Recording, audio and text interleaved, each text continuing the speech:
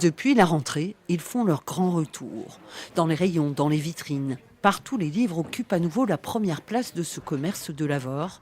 La nouvelle a vite circulé et les clients curieux n'ont pas tardé à défiler.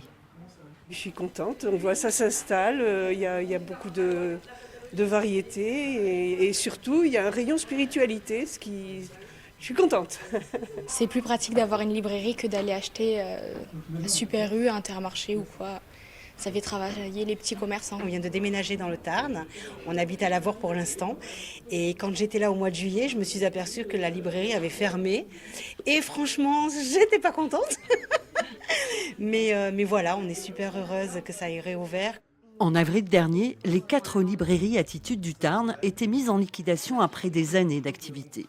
Yanis Cass est le seul à s'être présenté pour reprendre le fleuron. Cet ancien cadre dans le luxe en Asie a décidé de relever le défi à Gaillac, Groyer et Lavore, malgré la crise qui touche le secteur.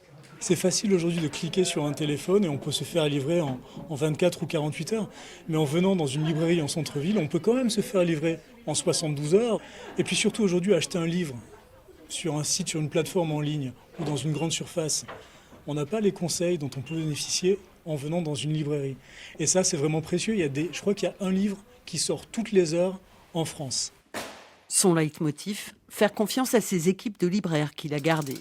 8 personnes sont salariées. Désormais, dans ce dépôt de Saint-Sulpice, transitent les commandes très personnalisées de chacun des 3 magasins. Un nouveau chapitre pour les Allus Papillons.